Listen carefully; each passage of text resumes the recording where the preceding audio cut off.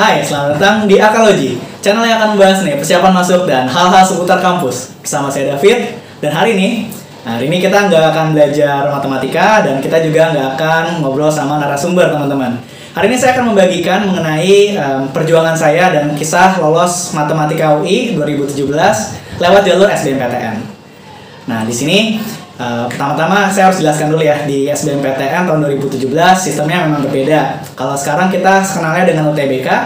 Kalau dulu SBMPTN itu terdiri dari dua bagian juga, namanya TKPA yang pertama dan yang kedua adalah TKD, tes kemampuan dasar gitu ya. Nah, kisah perjalanan saya di sini kita mulai dari cerita dulu kali ya, dari zaman SMA-nya seperti apa sih David di SMA. Kayak saya sejujurnya masuk di SMA itu bukan pilihan pertama saya SMA-nya. Saya bersekolah di SMA Negeri 99 Jakarta, lokasinya di Jakarta Timur, Cibubur. Nah, saya awalnya masuk situ bukan karena keinginan yang pertama, karena yaudah saran dari orang tua, karena pilihan yang pertamanya tidak terima, teman-teman. Jadi yaudah saya masuk situ. Tapi karena bukan keinginan pribadi, jadi pas lagi masuk kelas 10 bukan orangnya akademis banget. Jadi saya malah melampiaskannya dengan bermain futsal. Gitu. Jadi bukan orang yang akademis banget dan bukan orang yang berpikir nanti setelah lulus tuh pengen masuk atau kuliah di sini enggak. Dulu David yang SMA berpikir pengen masuk pendidikan matematika UNJ. Alasannya simpel, pengen jadi guru. Seperti yang sudah pernah saya ceritakan di video yang ini. Oke, jadi ya udah belajar seperti biasa. Nah, setelah itu ya secara nilai juga biasa-biasa aja sampai pada akhirnya ya kelas 12 pun tidak bisa dapat kuota SNMPTN. Padahal dulu pikirnya ya gue harus dapet nih SNMPTN. Pikirnya tuh seperti itu aja, teman-teman. Jadi nggak ada persiapan yang khusus, cuma kepengen SNMPTN. Jadi kayak keinginannya pengennya tinggi, tapi nggak ada usaha gitu. Tapi pas lagi kelas 10, 11, 12, saya memang suka ikut ke Olimpiade Matematika, lomba-lomba matematika dari kelas 10 memang. Awal mulanya itu karena orang tua nggak terlalu setuju kalau saya menekuni futsal. Jadi ketika kelas 10, semester 2, mencoba cari alternatif lain, ngembangin hobi selain olahraga, yaitu ikut matematika lomba waktu itu, ikut seleksi Olimpiade Sains Kabupaten. Kebetulan lolos dari sekolah, waktu itu tesnya itu peringkat 1 di sekolah, jadi lolos untuk seleksi kabupaten. Cuma sayangnya kurang beruntung di tahun pertama, jadi waktu tesnya telat, jadinya ya gagal. Nah, baru di tahun kedua di kelas 11 saya ikut kegiatan tersebut dan itu ternyata memacu semangat belajar saya di SMA. Jadi karena matematika memacu ke bidang-bidang lain. Singkat cerita, waktu kelas 11 itu sampai ke tahap Olimpiade Sains Provinsi di DKI Jakarta. Itu pembinaannya di Tebet, di SMA 26 Jakarta. Waktu itu sampai ke 50 besar DKI, kalahnya pas lagi mau seleksi ke nasional. Nah, jadi bagus memang di matematika, cuma ya pelajaran lainnya biasa aja. Kalau saya prinsipnya itu yang penting pelajarannya lulus. Jadi bukan harus yang gede 90, 80, enggak. Bukan orang yang ngejar nilai juga. Nah, karena tadi ingin banget untuk masuk undangan, karena di SMA saya termasuk sekolah yang bisa dibilang banyaklah kuota undangannya. Dari UI bisa terima UI itu sangat banyak kuotanya. Tapi kan saya masuknya UNJ pengen ya. Nah, jadi ya waktu itu biasa aja juga sih, nggak terlalu excited banget. Kayak orang lain kan ngejar-ngejar tuh, belajar maksimal mungkin. Kalau saya sih biasa aja orangnya. Singkat cerita, di kelas 12 kan dikuotain ya teman-teman, waktu di zaman saya itu 50% kuotanya. Nah, ternyata nggak masuk kuota. Waktu kelas 12 itu kan ranking 31 dari 36 siswa. Jadi buat pertama kalinya bisa nyari nama dari bawah tuh lebih cepat ya. Jadi kalau di absen, dari bawah lebih cepat. Kecewa nggak sih ketika nggak bisa dapat kuota? Jujur waktu itu selama 2 hari saya tuh nangis karena nggak bisa daftar kuota undangan. Karena dari dulu mengimpi-impikannya masuk lewat undangan. Ya udah, nggak terima kan, tapi memang ketika kelas 12 sudah ikut bimbel. Saya waktu itu les di Salemba Group, kebetulan dekat rumah di Arundina gitu ya. Jadi belajar di situ ya, tapi memang untuk sekolah doang, belum fokus ke SBMPTN. Nah, waktu semester 2 kenapa bisa jadinya pengen ke UI? Karena waktu itu pengen ikut lomba olimpiade dari UI, namanya Logika UI. Nah, setelah lomba dipaparkan prestasi singkat mengenai profil Departemen Matematika UI, salah satunya banyak juara-juara seperti ONIPA dan OSN Pertamina. Nah, karena ada kegiatan lomba tersebut, jadi saya terpacu untuk mencoba nih keberuntungan ikut lomba-lomba lagi di kuliah gitu kan. Nah, yaudah. Tapi itu cuma sekedar terbesit doang tuh. Baru fixnya ketika setelah UN, masih ingat sampai sekarang tanggalnya, tanggal 13 April tahun 2017. Itu hari terakhir UN bidang fisika, karena waktu itu pilihannya fisika. Udah mengatakan diri, oke David, sekarang fokusnya ke matematika UI. Gitu. Jadi udahlah mulai saat itu sampai ke hari SBM tanggal 16 Mei 2017 fokusnya untuk SBMPTN dan sudah memantapkan diri untuk matematika UI. Kayak gitu. Nah, terus gimana sih persiapan SBMPTN-nya saat itu? Jujur karena gue bukan orang yang persiapan dari awal, ketemu mata pelajaran lain agak kagok, terutama di biologi dan bahasa Inggris. Karena memang kalau biologi gimana ya, anak matematika biasanya kan emang susah gitu kan belajar biologi, kayak baca dari halaman 1 sampai halaman terakhir suka bingung tuh, oh tadi gue belajar apa sih, kayak gitu teman-teman. Nah, waktu itu dapat saran dari salah satu pengajar di tempat les, cara belajarnya coba deh diubah. Coba kalau misalnya tadinya harus baca dulu, coba langsung ke ngerjain soal. Dari ngerjain soal itu kita akan lihat, misalkan sudah ketemu jawabannya A. Nah, kita jangan sekedar cari jawaban teman-teman, tapi kita juga coba cari tahu, misalnya di option B, C, D, E, itu hubungannya dengan soal itu apa sih? Kayak gitu. Nah, waktu pertama TO di di tempat les di SG, kebetulan udah dapat ranking yang bagus di tempat les. Waktu itu dapat ranking kedua setempat les. Ya memang bukan yang gede banget sih tempat lesnya, cuma waktu itu udah cukup senang, tapi masih sadar di luar sana masih banyak yang lebih baik lagi nilainya. Jadi meskipun sudah dapat yang cukup bagus nilainya, tapi tetap berusaha untuk semaksimal mungkin di matematika, di fisika, dan yang lain-lainnya. Nah, tapi saat nilainya bagus itu, di biologi dan bahasa Inggris itu masih jelek. Saya pernah TO biologi itu masih benernya cuma salah satu, ngisi 2 waktu itu, karena ada skor minus kan. Terus pernah juga ngerjain bahasa Inggris itu ngisi 4 salah semua. Wah, berarti kan kacau nih kan, gimana nih harus nambelnya, karena nggak mungkin kita terlalu pede dengan mata pelajaran yang kita bisa. Nah, apalagi buat yang teman-teman sekarang kan waktunya dipartisi, jadi sudah ada bagiannya kan, matematika, fisika, kimia, biologi kalau tidak salah 22,5 menit. Nah, untuk yang TPS-nya juga sama. Jadi perbedaannya kalau dulu bisa terserah kita mau alokasikan waktunya untuk setiap subtesnya itu berapa menit. Nah, kalau sekarang kan nggak bisa. Nah, terus gimana cara ngatasin kedua mata pelajaran yang bisa dibilang menjadi tantangan? Nah, waktu di tempat les, usahakan teman-teman ketika sudah mau masuk kelas, cari tahu dulu apa yang mau dipelajarin, apa yang mau ditanya sama kakak pengajarnya. Kebetulan saya waktu itu punya satu pengajar favorit namanya Kak Sena. Dia ini guru bahasa Inggris dan biologi. Bayangin teman-teman, ada 2 pelajaran yang saya nggak suka, tapi ada di satu orang. Nah, dia ini sangat memotivasi, terutama ketika awalnya seperti yang tadi gak bisa daftar undangan. Itu kan tadi stres ya 2 hari.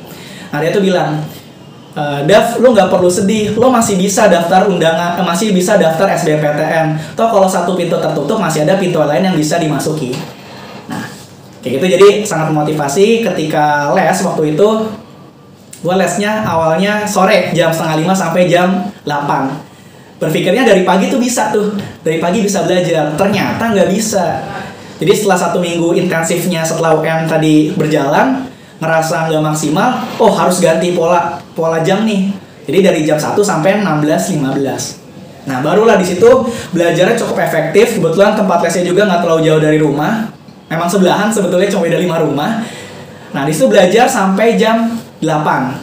Jadi meskipun udah kelar les, jam 4:30 sampai jam 8 masih terus belajar, dan gue belajarnya cuma bahasa Inggris sama biologi. Itu yang benar-benar dimantapin karena rasa takut gitu loh. Soalnya tuh susah dan gue nggak bisa biologi, dan ya bahasa Inggris sebenarnya bisa sedikit sih, cuma teks-teksnya itu teks-teks ilmiah, scientific gitulah pokoknya.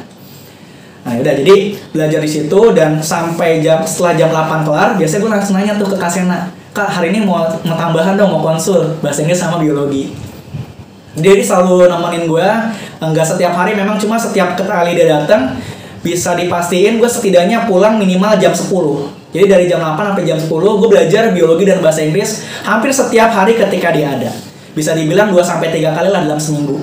Kalaupun gak ada dia, gue tetap belajar bahasa Inggris dan biologi.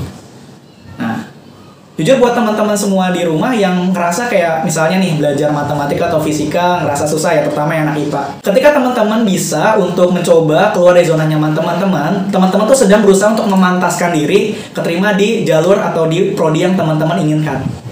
Nah, memang sih kuliah di matematika bukan majornya ke biologi tadi gitu kan.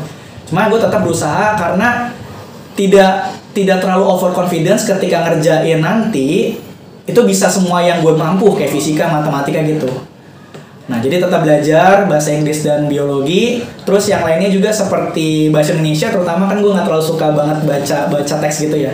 Nah, ada satu pengajar namanya Kak Fatir, dia ngasih tahu gue, Fit, cara memahaminya tuh seperti ini loh. Jadi dia kayak ngasih cara-cara cepet gitu teman-teman untuk memahami soalnya. Nah, kalau kita berusaha yang ngedeketin sama si pengajar, nanti pengajar juga akan welcome sama kita. Jadi tips buat teman-teman, jangan ragu untuk tanya-tanya sama pengajar, yang terutama teman-teman yang ikut les, karena itu bakal ngebantu banget. Terus kalau ditanya pas lagi SBMPTN-nya kan tiba tuh akhirnya tanggal 16 Mei. Gimana perasaannya? Apakah yakin banget setelah tesnya atau deg-degan pas lagi ngerjain? Jadi ini jangan sampai ditiru ya teman-teman. Pas lagi SBMPTN-nya, itu gue dapat di SMA 51 Jakarta Timur, di daerah Keramat Jati. Kalau dari tempat gue itu sebenarnya nggak terlalu jauh, memang tempatnya kayak 30 menit. Cuma gue berangkat itu mepet, waktu itu jam 6 gue baru berangkat. Wah, jalan raya Bogor tuh panjang tuh, panjang dan macet. Wah, itu kacau banget sih, gue kayak deg-degan sampai perjalanan, itu takut banget, kayak takut telat gitu kan. Nah, akhirnya sampai ke tempatnya, untungnya gak terlambat. Itu nyampainya 7.15 sebelum pengawas ruangannya nyampe ruangan. Nah, pas 7.30 setelah ngisi identitas baru bisa ngerjain soal. Pas pertama kali gue buka soalnya, kebetulan dapatnya yang saintek dulu, yang mat fis kim bio. Ekspektasi gue bisa ngerjain soal matematika bener 15-15-nya. Ternyata pas gue pertama sekali ngerjain, gue cuma bisa dapat 6 soal. 6 soal itu keisi kayak, hah, kok cuma bisa 6? Padahal tryout itu bisa 11, 12, kadang pernah ngisi semua gitu loh, meskipun ada yang salah. Nah, panik gitu kan, karena ternyata tidak sesuai dengan ekspektasi gue, teman-teman. Nah, tapi ketika tes, kalau nanti teman-teman tes dan deg-degan, coba tenangin diri dulu, jangan harus buru-buru ngerjain soal, tenangin dulu aja lah, kayak 30 sampai 1 menit. 3 detik sampai 1 menit. Nah, dari situ gue coba untuk tenangin diri. Akhirnya ketika gue balik lagi ke soal itu, bisa lah, cukup bagus hasilnya. Terutama di bagian yang kimia yang gue nggak jagoin, ternyata gue bisa ngisi 8 bener semua. Kenapa tahu bener semua? Karena soalnya dibawa pulang gitu. Tapi memang matematika tidak sesuai target, karena waktu itu ada soal-soal yang kayak hiperbola sama asimtot sama bunga yang nggak pernah gue pelajarin, terutama yang bunga. Kalau yang 2 sebelumnya itu lupa materinya gitu kan, karena nggak pernah keluar tuh sebelumnya, jadi kaget kan. Nah, yaudah, akhirnya keluar tes yang saintek, keluar, habis istirahat, masuk lagi yang ke TKPA yang isinya TPA, Inggris, Indo, sama Matdas. Nah, puji Tuhan bisa kerjain dengan selesai.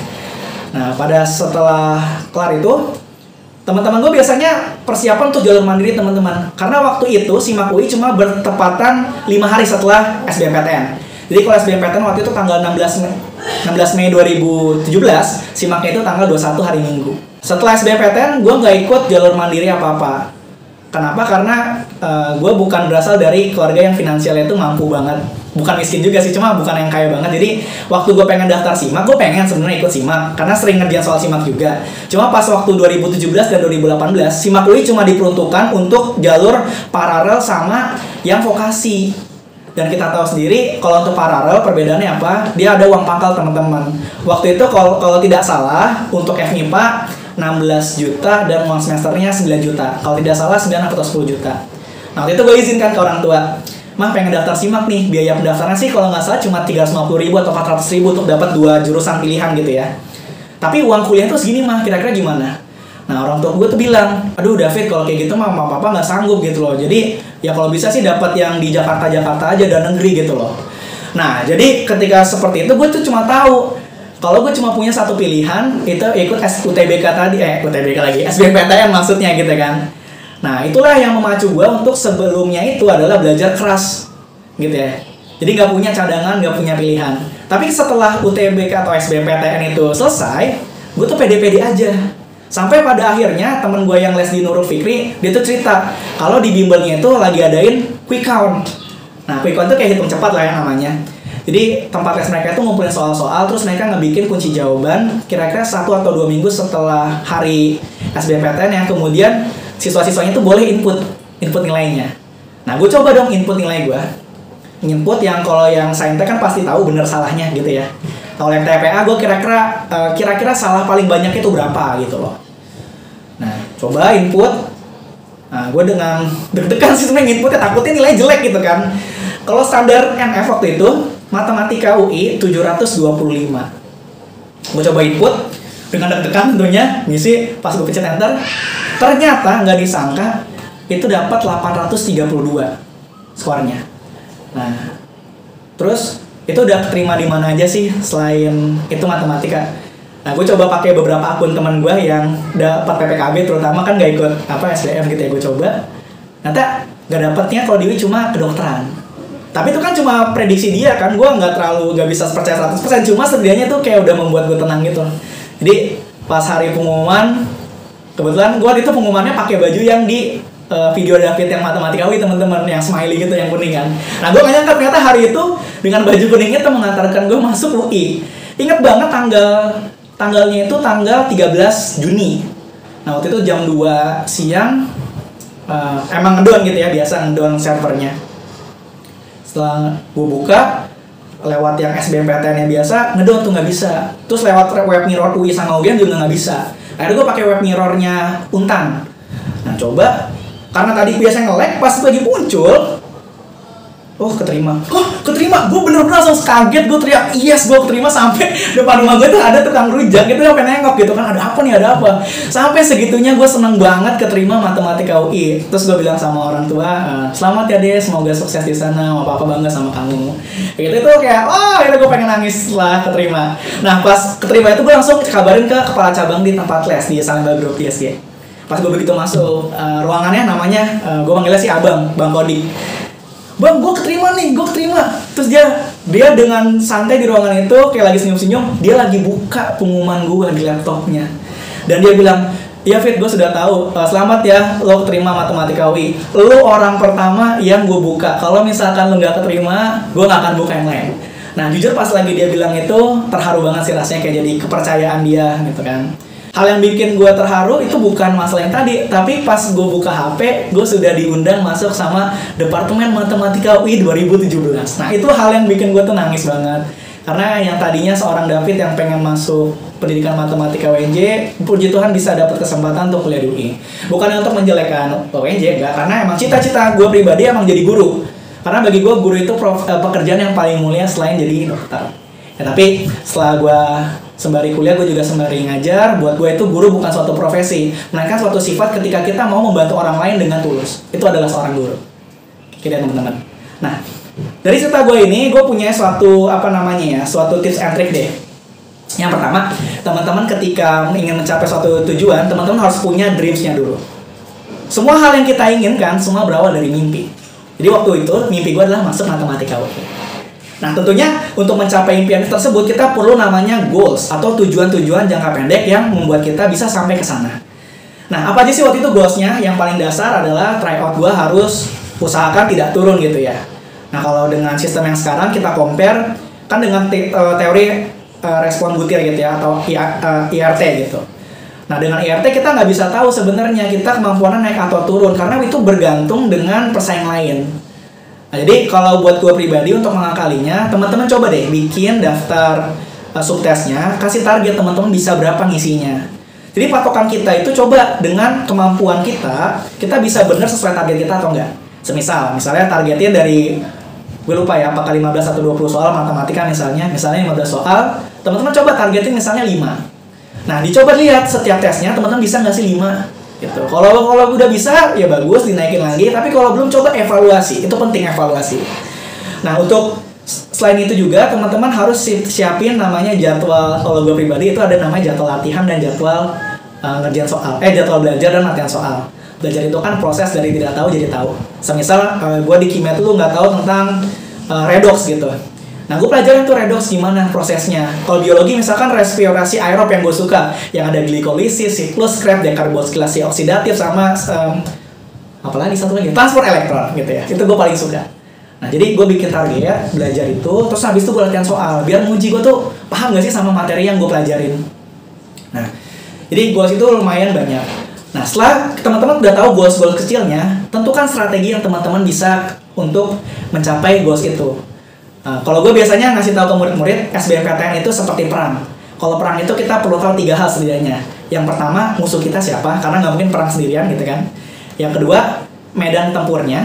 Kemudian senjata apa yang kita bakal pakai. Nah medan atau lawannya itu siapa sih sebenarnya teman-teman? Musuhnya itu adalah semua peserta yang ingin jurusan yang sama dengan teman-teman. Karena nggak mungkin dong tadi dreams gue masuk matematika UI, saingan gue anak kedokteran, kecuali pilihan keduanya matematika. Jadi kita udah tahu nih, kalau bisa sering ikut tewa-tewa luar teman-teman. Yang kayak gue suka denger nih terakhir ini kayak dari Eduka, dari Pamify, dari apalagi lah mungkin macam-macam banyak gitu kan. Ikutin coba. Nah dari situ teman-teman bisa tahu tuh pesaing teman-teman senasional dengan jurusan yang teman-teman pengen itu peringkat berapa teman-teman sekarang gitu.